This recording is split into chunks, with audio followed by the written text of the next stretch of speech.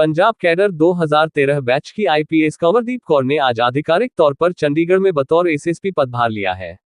केंद्रीय गृह मंत्रालय ने कंवरदीप कौर के नाम पर कुछ दिन पहले ही मुहर लगा दी थी। बता दें कि चंडीगढ़ एसएसपी पद के लिए पंजाब कैडर से पहले जिन आईपीएस अफसरों का पैनल भेजा गया था, उनमें कंवरदीप कौर का नाम शामिल नहीं था, लेकिन बाद में पैनल में संशोधन करते हुए कंवरदीप कौर का नाम शामिल किया गया था। To many people कि मैं तो हुन सिटीजन के परस्पेक्टिव तो ही देखिए, now I see from the other perspective. That's why interaction with you was more important because you are a citizen and you have dealt with crime from a very close eye. The feedback that you can give me, ਉਹ ਤੁਸੀਂ neutral ਵੀ ਹੋ ਤੇ ਤੁਸੀਂ crime ਨੂੰ ਕੋਲੋਂ ਵੀ ਦੇਖਿਆ ਹੈ ਨਾ, ਤਾਂ ਉਹ ਜਿਹੜਾ ਤੁਹਾਡੇ ਕੋਲ ਪਰਸਪੈਕਟਿਵ ਹੈ ਉਹ ਹੋਰ ਕਿਤੋਂ ਮਿਲਣਾ ਔਖਾ ਹੈ। ਤੇ ਹੁਣ ਜਿਹੜੀ ਪ੍ਰੋਬਲਮਸ ਤਾਂ ਹੁਣ ਮੈਨੂੰ ਨਹੀਂ ਪਤਾ, ਮੈਂ ਮਤਲਬ 10 years back I passed out from tech Chandigarh, ਤੇ ਹੁਣ ਉਸ ਤੋਂ ਬਾਅਦ 10 ਸਾਲ ਤੋਂ ਤਾਂ ਪੰਜਾਬ 'ਚ ਹੀ ਕੰਮ ਕਰ ਰਹੇ ਹਾਂ। ਹੌਲੀ ਹੌਲੀ ਮਹੀਨਾ ਕੁ ਲੱਗਦਾ ਆ ਕੇ ਸੈੱਟ ਹੋਣ 'ਚ, ਸਾਰਾ ਕੁਝ ਪਤਾ ਲੱਗ ਜਾਂਦਾ ਤੇ ਉਸ ਤੋਂ ਬਾਅਦ ਕੰਮ ਸ਼ੁਰੂ ਹੋ ਜਾਂਦਾ ਹੈ। ਆਪਾਂ ਤਾਂ स्ट्रेट अवे करेंगे जी। एक्टिव वो भी हमें इन्फॉर्मेशन दे रहे हैं, जनरल पब्लिक भी देनी शुरू कर रही है। तो हम जल्दी एक नंबर भी सर्कुलेट करेंगे जहाँ पे व्हाट्सएप इन्फॉर्मेशन मेरे पास डायरेक्टली आ जाए। ये हम काफ़ी जगह मैंने किया और बहुत सक्सेसफुल रहा है, क्योंकि लोग आमतौर पे एनडीपीएस केसेस की इन्फॉर्मेशन देने से डरते हैं, क्योंकि जो देते हैं वो काफ़ी क्लोज होते हैं पेडलर्स के, तो वो अपना नाम डिस्क्लोज़ नहीं करते। तो जैसे ही हम अनोनिमिटी ले आते हैं वो बताते हैं उनके बारे में, और उन पर हम डायरेक्ट एक्शन करके उनको पकड़ते भी रहे हैं। तो 2-3 स्ट्रैटेजीज़ हैं हमारी, जल्दी हम उनको इम्प्लीमेंट भी करेंगे, और जो हॉटस्पॉट है उन पे एक्स्ट्रा फोकस रख के हम करेंगे, और रिकवरी भी होगी और कंट्रोल भी होगा। जी जी, questions you all of you, मतलब this also I analysed and I have been told कि बीट सिस्टम जो पहले बड़ा इफेक्टिवली चल रहा था अब वैसे नहीं है, तो आई विल रिव्यू, मतलब 1-2 हफ्ते हमें लगेंगे रिव्यू करने में। If there is need of some technological intervention to reboot the beat system, that will also be done, and we will ensure कि जो बीट ऑफिसर्स हैं वही अपने एरिया के जिम्मेवार हों। तो डेली हम कुछ ना कुछ इनको टास्क भी देते हैं, विल इंश्योर कि बीट ऑफिसर्स ही वो करें और उन्हीं से हम फीडबैक लें। तो वैलिड है जी ਤੁਹਾਡਾ ਕੁਐਸਚਨ। ਸਾਈਬਰ ਕ੍ਰਾਈਮ ਵਿੰਗ ਇੱਕ ਤਾਂ ਅਲੱਗ ਬਣਿਆ ਹੋਇਆ ਚੰਡੀਗੜ੍ਹ ਪੁਲਿਸ 'ਚ। ਦੂਜੀ ਗੱਲ, ਸਾਈਬਰ ਕ੍ਰਾਈਮ 'ਚ ਮੇਜਰ ਚੈਲੰਜ ਇਹ ਰਹਿੰਦਾ ਕਿ ਲੋਕਾਂ ਨੂੰ ਅਵੇਅਰਨੈਸ ਘੱਟ ਹੁੰਦੀ ਹੈ। ਇਮੀਡੀਏਟਲੀ ਕੋਈ ਬੰਦਾ ਦੱਸ ਦਿੰਦਾ, ਸਪੈਸ਼ਲੀ 올ਡ ਏਜ ਪੀਪਲ, ਜਦੋਂ ਆਪਣੇ ਅਕਾਊਂਟ ਡਿਟੇਲਸ ਆਪਣੀਆਂ ਸ਼ੇਅਰ ਕਰ ਦਿੰਦੇ ਆ ਤੇ ਕੰਪਰੋਮਾਈਜ਼ ਹੋ ਜਾਂਦੀ ਹੈ ਉਹਨਾਂ ਦੀ ਡਿਟੇਲਸ, ਉਸ ਤੋਂ ਬਾਅਦ ਉਹਨਾਂ ਨੂੰ ਇਹ ਨਹੀਂ ਪਤਾ ਹੁੰਦਾ ਕਰੀਏ ਕੀ, ਤੇ ਉਹ ਕਿਸੇ ਆਪਣੇ ਬੱਚੇ ਨੂੰ ਫੋਨ ਮਿਲਾਣਗੇ, ਉਹ ਮਿਲਾਣਗੇ। ਅਵੇਅਰਨੈਸ ਦੀ ਬਹੁਤ ਮੈਨੂੰ ਲੱਗਦਾ ਇਸ ਲੋੜ ਹੈ, ਤੇ ਉਹਦੇ ਤੇ ਆਪਾਂ ਥੋੜ੍ਹਾ ਜਿਹਾ ਫੋਕਸ ਕਰਨ ਦੀ ਕੋਸ਼ਿਸ਼ ਕਰਾਂਗੇ।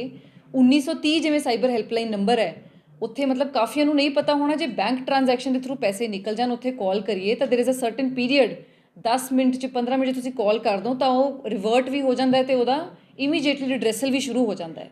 ਤਾਂ ਇਸ ਤਰ੍ਹਾਂ ਦੇ ਛੋਟੇ ਛੋਟੇ ਤਰੀਕੇ ਹੈ ਅਵੇਅਰਨੈਸ ਦੇ, ਜਿਹੜੇ ਆਪਾਂ ਜੇ ਕਰੀਏ, ਲੋਕਾਂ ਨੂੰ ਪਤਾ ਹੋਵੇ, ਇਮੀਡੀਏਟਲੀ ਉਹਦਾ ਰਿਡਰੈਸਲ ਹੋ ਸਕਦਾ ਹੈ ਪੁਲਿਸ ਦੀ ਇੰਟਰਵੈਂਸ਼ਨ ਤੋਂ ਪਹਿਲੇ ਹੀ।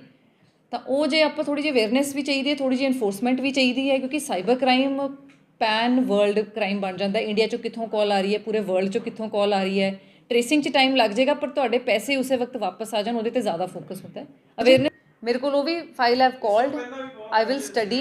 ਹਾਂਜੀ ਹਾਂਜੀ, ਕਈ ਵਾਰ ਦੇਖੋ ਜਿਹੜਾ ਕੰਪਲੇਨੈਂਟ ਹੁੰਦਾ ਨਾ, ਉਹ ਜੇ ਕਈ ਵਾਰ ਆਪਣਾ ਖਦਸ਼ਾ ਜ਼ਾਹਿਰ ਕਰੇ ਨਿਊਟਰੈਲਿਟੀ ਦਾ, ਇੱਥੇ ਵੀ ਆਪਾਂ ਕਈ ਵਾਰ ਕ੍ਰਾਈਮ ਬ੍ਰਾਂਚ 'ਚ ਕਰ ਦਿੰਦੇ ਹਾਂ, ਪੰਜਾਬ 'ਚ ਕਿਸੇ ਹੋਰ ਜ਼ਿਲ੍ਹੇ 'ਚ ਕਰ ਦਿੰਦੇ ਹਾਂ, ਤਾਂ it is a normal procedure. ਜੇ ਕੰਪਲੇਨੈਂਟ ਦੀ ਸੈਟਿਸਫੈਕਸ਼ਨ ਹੁੰਦੀ ਹੈ ਤਾਂ ਕਈ ਵਾਰ ਉਹਨਾਂ ਨੂੰ ਰਿਲੀਫ ਦੇ ਦਿੱਤਾ ਜਾਂਦਾ। ਤਾਂ ਹਾਲੇ ਦੇਖਣ ਵਾਲੀ ਗੱਲ ਹੈ ਕਿ ਉਹਦੇ 'ਚ ਕੀ ਹੈ, ਇਨਵੈਸਟੀਗੇਸ਼ਨ ਦੇ ਬਾਅਦ ਹੀ ਪਤਾ ਲੱਗ ਜਾ ਜੀ। ਮਤਲਬ ਐਜ਼ ਪੁਲਿਸ ਆਫਿਸਰ ਇਨਵੈਸਟੀਗੇਸ਼ਨ ਤੋਂ ਪਹਿਲੇ ਕੁਝ ਕਮੈਂਟ ਨਹੀਂ ਕਰ ਸਕਦੇ। ਬਾਕੀ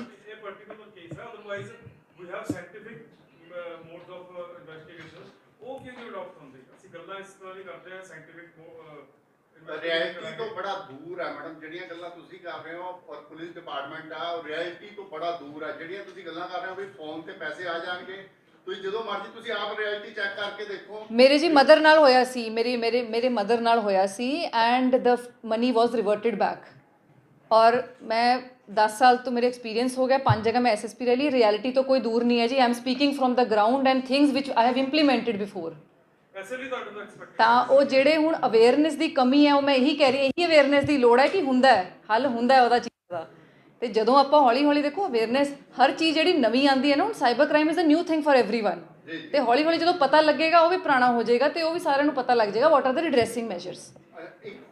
ਐਜ਼ ਅ ਪੋਲਿਸੀ ਗਵਰਨਮੈਂਟ ਜਿਹੜੇ ਡਿਸਐਡਵਾਂਟੇਜ ਗਰੁੱਪਸ ਹੈ ਉਹਨਾਂ ਦੇ ਪ੍ਰਤੀ ਸਾਰੀ ਸੈਂਸਿਟਿਵ ਹੁੰਦੇ ਹੈ, ਤਾਂ ਸਾਡੀ ਵੀ ਸੇਮ ਹੀ ਰਹੇਗੀ। As a police officer, maintenance of law and order is first priority, prevention and detection of crime is second priority, community policing involving the community to help better policing practices involving media, open communication and extremely zero tolerance to any criminal element, मतलब कोई criminal element, कोई street crime, snatching, ਜਿਹੜੀ ਵੀ public ਨੂੰ ਤੰਗ ਆਉਂਦੀ ਹੈ, vehicle ਚੋਰੀ, ਘਰਾਂ 'ਚ ਚੋਰੀ, ਮਤਲਬ it will be dealt with strict hand.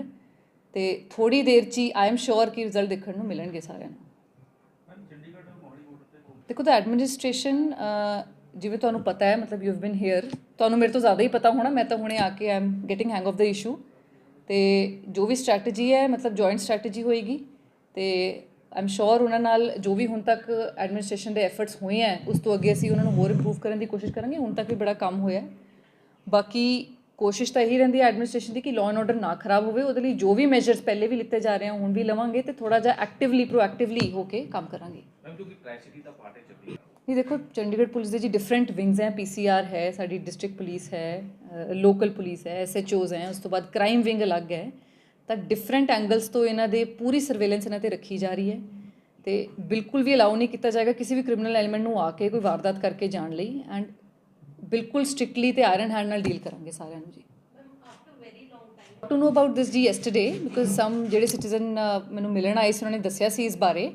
ਤਾਂ ਲਿਬਰਟੀਜ਼ ਦੇਣ 'ਚ ਤੇ ਲਾਅ ਐਂਡ ਆਰਡਰ ਮੇਨਟੇਨ ਕਰਨ 'ਚ ਕਈ ਵਾਰ ਥੋੜ੍ਹਾ ਜਿਹਾ ਉਹ ਹੋ ਜਾਂਦਾ ਹੈ, ਬਟ ਵੀ ਵਿਲ ਇਨਸ਼ੋਰ ਕਿ ਕਿਸੇ ਦੀ ਲਿਬਰਟੀ 'ਤੇ ਵੀ ਕੋਈ ਅਸਰ ਨਾ ਪਵੇ।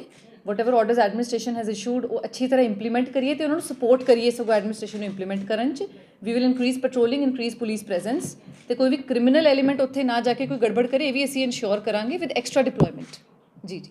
ਟ੍ਰਾਂਸਫਰ ਦਾ ਤਾਂ ਮੈਂ ਨਹੀਂ ਪੜ੍ਹਿਆ ਜੀ ਕੋਈ ਆਰਡਰ, ਟ੍ਰਾਂਸਫਰ ਦਾ ਮੈਨੂੰ ਨਹੀਂ। ਹਾਂ, ਅਪਾਇੰਟਮੈਂਟ ਅਲੱਗ ਚੀਜ਼ ਹੈ, ਟ੍ਰਾਂਸਫਰ ਅਲੱਗ ਚੀਜ਼ ਹੈ। ਤੇ ਟ੍ਰਾਂਸਫਰ ਦਾ ਤਾਂ ਇਸ ਟਾਈਮ ਕੋਈ ਆਰਡਰ ਨਹੀਂ ਪੜਿਆ। ਦੂਸਰਾ ਵੀ ਜਿਹੜਾ ਹੈ, ਆਈ ਹੈਵ ਜਸਟ ਜੁਆਇਨਡ, ਮੈਂ ਤਾਂ ਕੱਲ੍ਹ ਬੈਠੀ ਵੀ ਨਹੀਂ ਹਲੇ, I am yet to go. ਤੇ ਉਹ ਆਰਡਰ ਵੀ ਮੈਨੂੰ ਲੱਗ ਰਿਹਾ ਪਿਛਲੇ ਹਫਤੇ ਦਾ ਡੇਟ ਵਗੈਰਾ ਹੈ। So I am yet to go. ਹੋ ਸਕਦਾ ਮੇਰੇ ਤੋਂ ਪਹਿਲੇ ਹੀ ਜਿਹਨਾਂ ਕੋਲ ਪਹਿਲੇ ਚਾਰਜ ਸੀ ਉਹਨਾਂ ਦੇ ਡਿਊਰਿੰਗ ਹੋਇਆ ਹੋਵੇ। ਤਾਂ I am yet to go sit in office and see what is the matter, ਤੇ precedence Ki C, what ever is, ਉਹ ਦੇਖ ਲਾਂਗੇ ਬਾਅਦ ਚੋਂ ਕੀ ਹੈ ਉਹਦਾ। ਇੱਥੇ ਵੀ ਜਾਈਏ ਤੇ ਤੁਸੀਂ ਪੰਜਾਬੀ 'ਚ ਪੁੱਛਿਆ, ਤੁਸੀਂ ਹਿੰਦੀ 'ਚ ਪੁੱਛਿਆ, मैं कंबाइंड दे देती हाँ। माई व्यू इज़ जहाँ भी पोस्टिंग के लिए जाएँ, हमेशा ज़ीरो से शुरू करें और विदाउट एनी बैगेज शुरू करें। और अगर नेक नीति से काम करेंगे कोई प्रॉब्लम नहीं आएगी, मेरा ये मानना है। तो हम वैसे ही कोशिश करेंगे जी। थैंक यू जी, थैंक यू।